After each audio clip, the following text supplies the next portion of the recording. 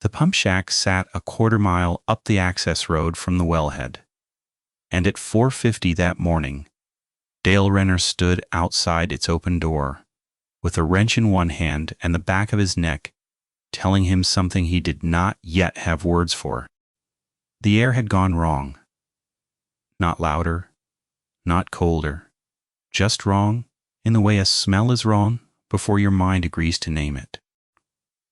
He stood there with the diesel ticking behind him and the dark pressing flat against the work light, and he did the thing he always did when his body knew something his head hadn't caught up to. He stopped moving and let the night talk. It did not talk. That was the first thing. On a normal morning, the marsh below the well field ran a low, constant noise. Frogs and the click of insects, and the small, wet sounds of things living in standing water. He had worked this lease for 11 years, and that sound was the floor under every shift.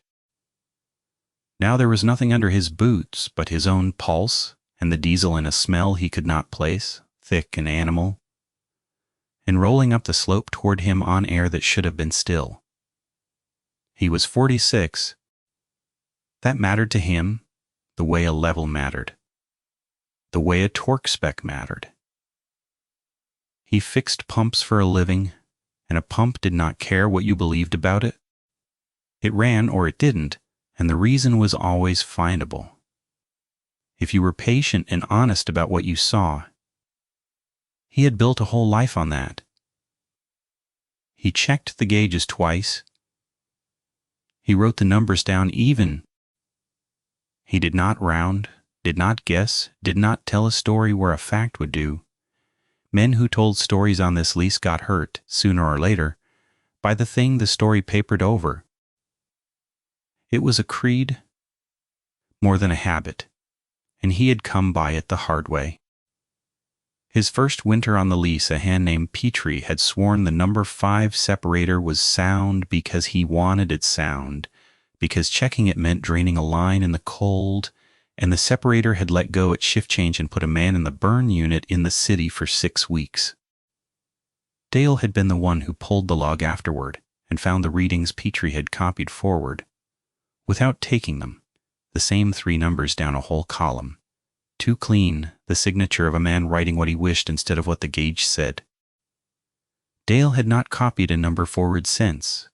He took the reading even when his hands were numb and the wind came across the flat with nothing to break it for 900 acres. He took it because the alternative had a face he had visited in a hospital, and because the land out here did not forgive a man his comfortable guesses.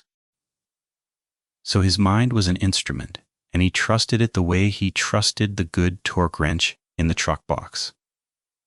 The one with the worn grip he had bought himself rather than draw from the company crib. The instrument was telling him now, in the only language it had, that the floor of sound under the marsh was gone, and that the goneness had a direction. So when the smell reached him, he did not reach for a word. Something dead, he thought. A deer down in the cattails, bloated and split in the warmth. He had smelled that before, and it was bad. But it was not this. This had a live edge to it. Rot was the back of it, sweet and heavy, but the front of it was musk, a wet, rank heat like a wet dog left too long in a closed truck, and under that something glandular he had no shell for. It came in a single pulse, the way heat comes off asphalt, and then it thinned, and then it came again stronger, and he understood without wanting to that it was moving. Dale set the wrench down on the diesel housing. He was not afraid yet, not the way he would learn to be afraid, but a part of him, older than his job, had taken the wheel, and that part wanted both hands free. He had come out at 4:30 because the number 3 pump on the east strain had been losing prime, and a pump that loses prime in the cold makes a man drive out before dawn rather than answer for a dry hole at the morning count. The lease ran across 900 acres of marsh bottom and scrub on the backside of the county. Flat country. The kind of flat that hides things by being open. You could see a mile in daylight, At night, the work lights made small yellow rooms and everything outside them was a wall. He knew the lease better than he knew most people. He knew where the ground stayed soft and where the old board road had sunk and where the coyotes denned in the culvert by the south fence. He knew the sounds. He had built his safety on knowing the sounds, and the sounds were gone. His truck sat 40 feet back, a faded tan 3/4 ton, with a dented bedrail and a magnetic amber light he never used, because the company never asked him to. The keys were in his coat. He thought about the distance to the door and was ashamed of the thought and kept it anyway. Pattern was what kept you whole out here. You did not run from a smell. You found the smell, you named it, you logged it, and you went back to work. He picked the work light up off its hook and turned it toward the slope. The beam reached maybe 60 feet and died in the cattails. Standing water threw it back in broken pieces. He swept it once, slow, the way he would sweep for a leak, looking for the shine of eyes or the pale belly of something dead. He found neither. He found cattails bent flat in a band about 4 feet wide that ran from the water's edge up toward the road and then stopped, as if whatever had pushed them down had lifted off the ground at the property line. He stood looking at that flattened band for a long time. Deer did not flatten a path 4 feet wide. Hogs did, but hogs were loud, and they stank in a way he knew, and this was not hogs. He keyed the radio on his shoulder out of habit and got the dead channel hiss he expected at that hour. Dispatch did not staff the lease line before 6. He let go of the button. The smell rolled over him again, closer, and this time it carried a sound inside it, low enough that he felt it in his sternum before his ears agreed there was anything to hear. A rumble, not a growl the way a dog growls. Lower than that, and underneath the low part a second thing, a kind of fast chattering vibration. 2 registers at once, like 2 throats working in one chest.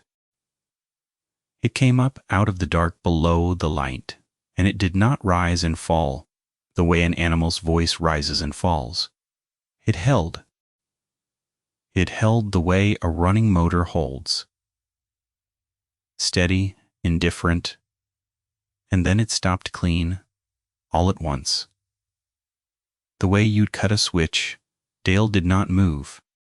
The hair stood on his arms under the canvas, and he noted it, the way he noted a pressure reading flatly, a fact about the world.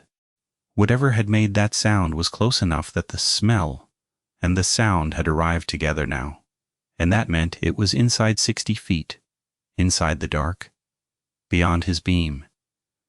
And it had stopped because he had stopped. He understood that the way you understand a thing your body has known longer than your species has had language. He was being measured. Not stalked, not yet. Measured, he backed up. He did not turn.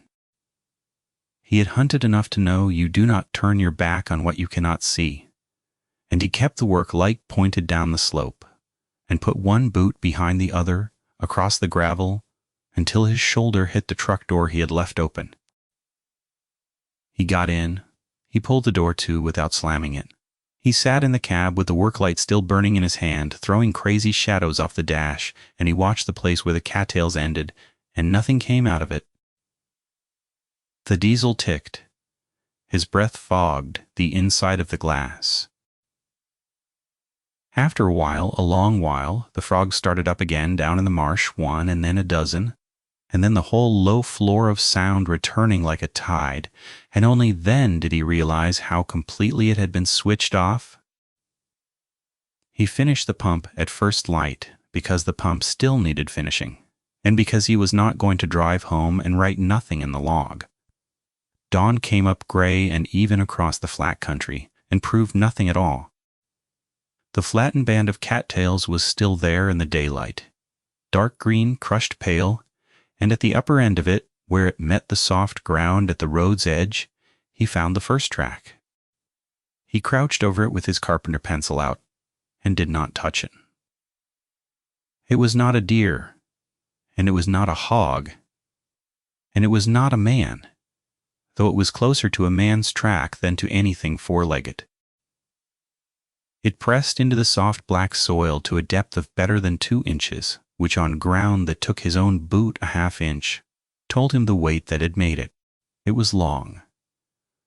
Longer than his spread hand from heel to the front of it, and at the front it split into 4 impressions that ended in narrow pits, where claws had gone in past the pad.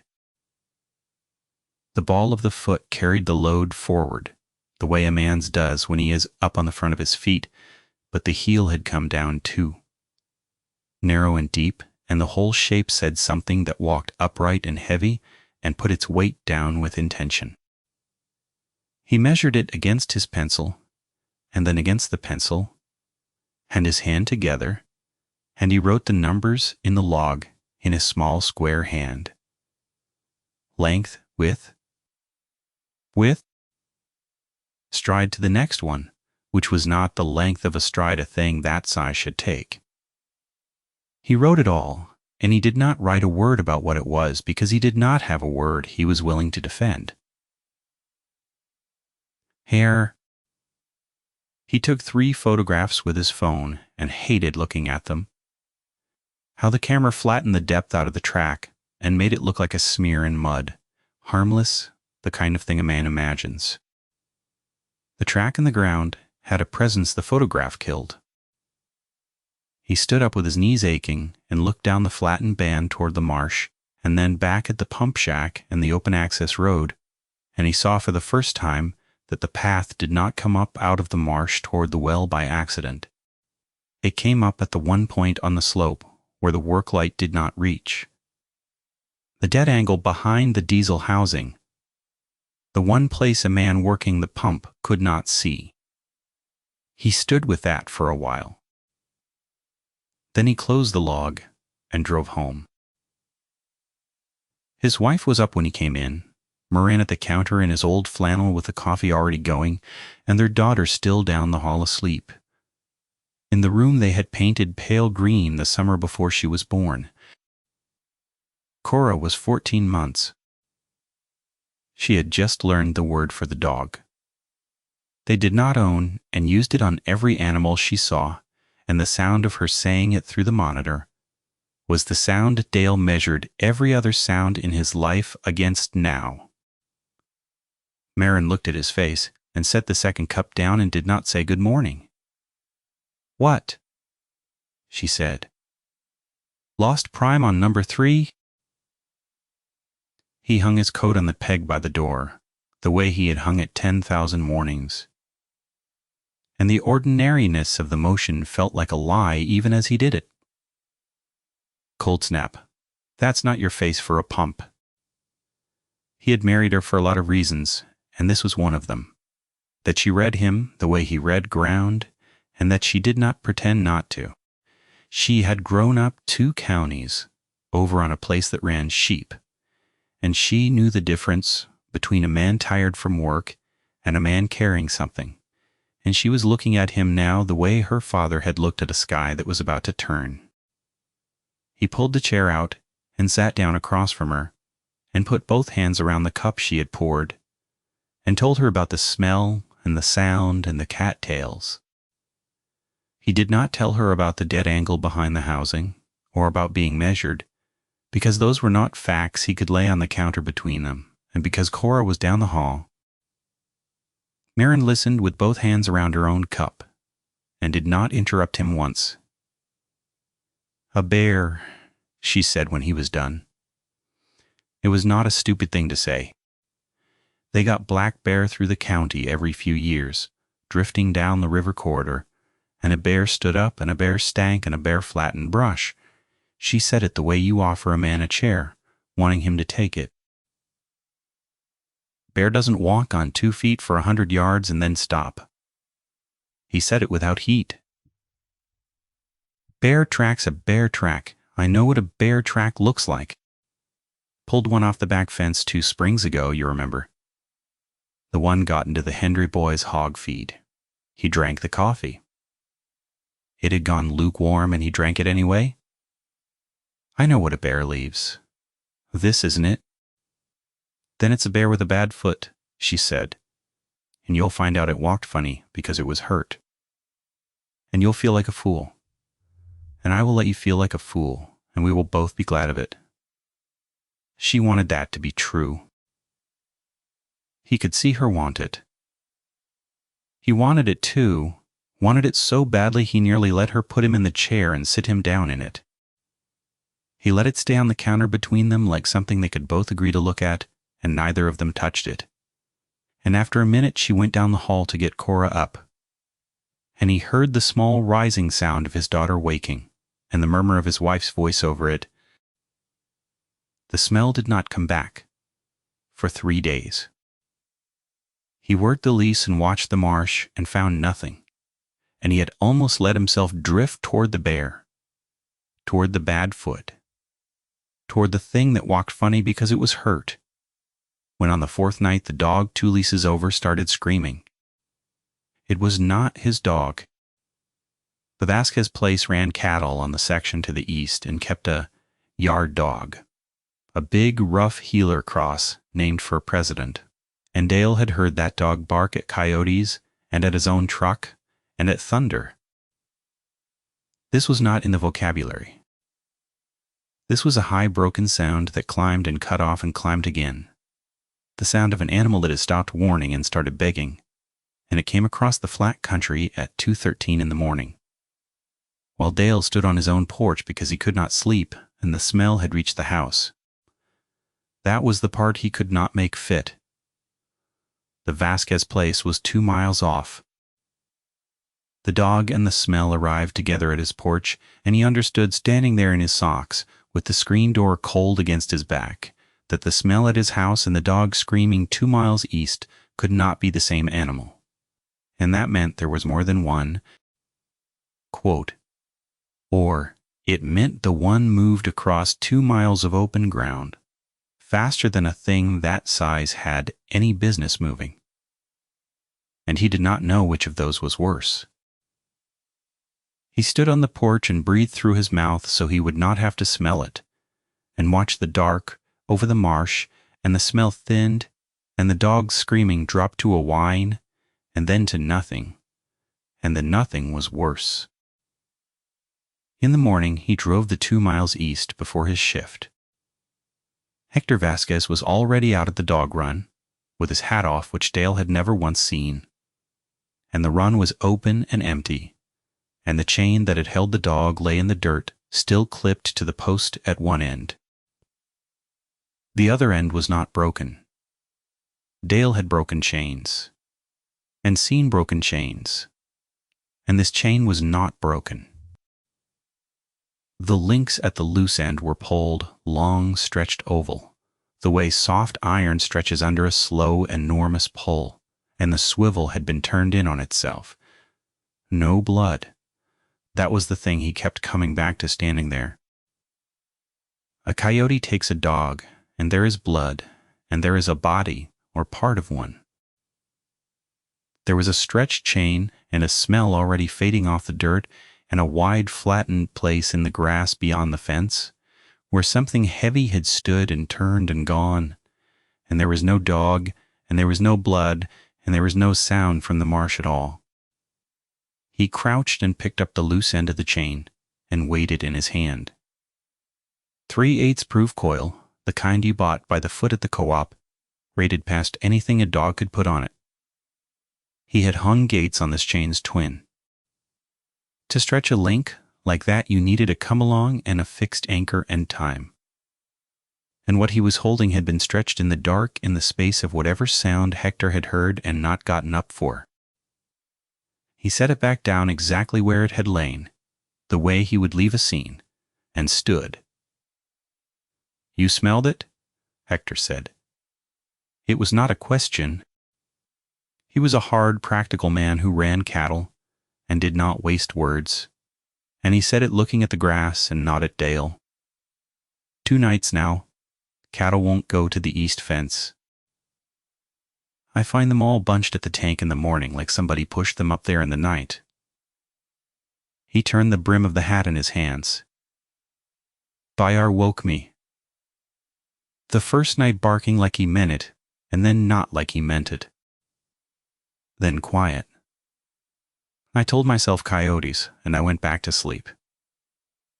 He said it flatly, but the not getting up was in his voice and would be for a long time. Second night, I didn't hear anything. Came out and the run was like this. You call anybody county. Yesterday they sent a kid out who wrote down that I had a missing dog. He said the word kid the way other men said a curse. He looked at that chain and told me coyotes. He wrote down that I was upset Hector put the hat back on and pulled it level. I'm not upset. I'm short a dog, and the cattle know something I don't. And a man from the county wrote down that I was upset. That's not coyotes, Dale said. No, Hector said. It is not. And that was the whole of it, between them two men standing at an empty dog run, agreeing on the size of a thing neither of them would name. And it was more honest than anything the county had said or would say. Dale called the wildlife office himself that afternoon from the pump shack, standing in the one corner where the signal held, with a log open on the diesel housing in front of him, so he would read the numbers and not remember them wrong. He gave the woman his name and his 11 years on the lease and his measurements, length and width and depth, the stretched chain, the flattened path, the 2 miles in one night. He gave it to her flat in order the way he would give a pressure reading, because he had learned long ago that the only way to be believed was to sound like a man who did not need to be. She was polite. He could hear her keyboard under her voice. She took it down and read part of it back and got the depth wrong by an inch. And he corrected her, and she fixed it. And that small exchange was the most anyone official would engage with the thing for 9 more days. She told him that the description was consistent with a large black bear displaced by the dry summer, that bears could cover ground, that a bear standing could leave a print that looked bipedal in soft soil, and that they would log the report and send someone when a unit was free. He asked when a unit might be free. She said it was a busy season. He asked her because he had decided before. He called that he would ask at once and plainly whether she had ever taken a report of a chain stretched and not broken, with no blood and no body. There was a pause on the line. She said that she would note his concerns. He thanked her and hung up and stood in the corner of the shack with the dead radio on his shoulder and the open log in front of him, and understood that no one was coming, not because anyone was cruel, but because the system was built to file a thing like this under the nearest ordinary name was Bear, and Bear was not what was on the lease. He started staying up. He did not tell Marin in those words. He told her he was sleeping bad and would read in the front room. And he sat in the dark front room with the marsh-facing window at his back, turned the wrong way on purpose, so he was looking down the hall toward Cora's door, and he kept his old pump-grade flashlight and the deer rifle within reach, and did not sleep. The first 2 nights nothing came. The third night, the smell came up the yard at 3:40 and stopped at the edge of the porch light and held there. And Dale sat in the dark with the rifle across his knees and did not turn on a single light, because the part of him older than his job knew that a light would tell it exactly where he sat, and he was not going to do its work for it. He listened to it breathe. That was the night he learned it breathe. Through the wall, low, a long, slow draw, and a longer release, with the chattering vibration threaded through the bottom of it, and he sat 4 feet from it, with only the wall between, and matched his own breathing to the silence between its breaths so it would not hear him. And across the hall, His daughter slept with her fist against her cheek. And the distance between the thing on the porch and the crib down the hall was the only measurement he cared about anymore. It stayed 11 minutes. He timed it on the stove clock through the kitchen doorway, because timing it was the one thing he could do, the one shred of pattern left to him. And at 3:51 the smell thinned and the porch board ticked once under a weight lifting off it, and it was gone. In the morning, there were marks on the siding outside Cora's window. 4 parallel grooves in the cedar, shallow at the top and deepening as they dragged down, the kind of mark a hand makes when it tests a surface rather than tears it. And the top of the highest groove was 10 feet and 1 inch off the ground. He measured it twice. He measured it a third time because the number was the kind of number a man checks. 10 feet 1 inch on a wall under a window, into a room where his daughter slept, and the grooves were spaced the width of his spread hand and 1 finger more, 4 of them even, deliberate. And they had not gone deep enough to break through to the framing. It had not been trying to get in. It had been measuring the wall the way he measured the track, learning it, and the place it had chosen to learn was the wall under his daughter's window, the one room on the marsh side of the house. And Dale stood under those grooves in the gray morning light with the tape still in his hand and felt the last of the bear go out of him for good.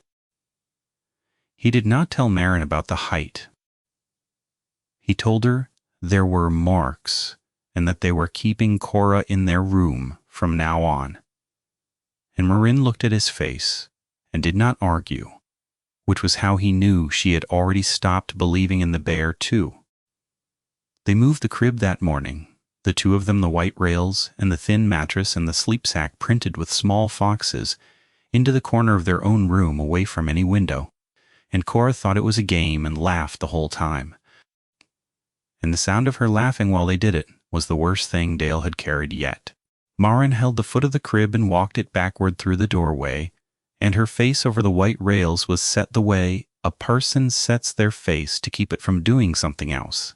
And when they had it in the corner, she stood looking at the small, empty, pale green room down the hall for a moment. "Tell me the truth about one thing," she said low, with Cora out of the room banging a wooden spoon on the kitchen floor. "Can it get in?" He thought about the answer he wanted to give and the answer the marks under the window had given him. "Not yet," he said. It was the most honest thing he had, and she took it, because she knew him, and because not yet was a different country than no, and they both went to live in it together from that morning on. He set a trail camera that afternoon, a cheap motion unit he used for keeping track of which gate the coyotes were using, screwed to the corner post of the yard fence aimed back at the porch. He set a second one on the pump shack aimed down the slope at the cattails. He was through asking institutions to see the thing. He would make it show itself to a lens that did not get tired and did not file reports. He fitted fresh batteries into both, the lithium ones that held in the cold, and he zip-tied the porch unit to the post above the screws as a second hold, and he checked the angle twice on the little screen, the way he checked everything twice. He checked the cameras every dawn for 4 days, and got nothing but his own truck and a barn cat, and the slow swing of grass in the wind, frame after frame, of the ordinary world holding still. And he had begun to wonder if the cameras themselves were the reason it stayed away, if it knew, if it could tell a glass eye from the dark. When, on the 5th dawn, the porch camera was lying in the grass below the post, it had not fallen. The screws were still in the post, both of them bent down flat against the wood, and the zip tie he had added was not cut, but stretched and slipped off over the bent screw heads, and the bracket was twisted off them, and the camera lay face up in the wet grass 12 feet away. The case was cracked across the lens housing. He took the card inside and put it in his laptop, with Marin standing behind him, and Cora on her hip. And the card had 41 images on it, time-stamped, across the one night and they watched them go by. The porch. The empty yard. The porch. And then at 3:33, the frame was filled, edge to edge. Too close to the lens to resolve, a field of coarse dark hair, and beneath it a band of paler skin and the bottom curve of something that might have been a jaw. And the next frame was the grass at a crazy angle, and the next was black, and that was the end of the card. 41 images. And the only one that held nothing a person could use. Too close to focus the way a thing presses its face to glass to look at what is inside. And Dale sat looking at the blur that was worse than no picture at all, and Maureen's hand came down on his shoulder. Because there was no name, only the blur and the bent screws and the crib moved into the corner of their room. The wildlife unit came on the 9th day. Dale had stopped expecting them, and a green truck pulled up the access road at noon, while he was at the pump, and a single officer got out, young, polite, with a clipboard and a sidearm, and the careful patience of a person who has been sent to calm someone down. Dale walked him to the cattails and showed him the flattened band, faded now, but still there, and the officer nodded and wrote. He showed him the new tracks by the shack, and the officer crouched and looked and said that soft soil distorted prints, and that a bear up on its hind legs to reach forage could leave something that read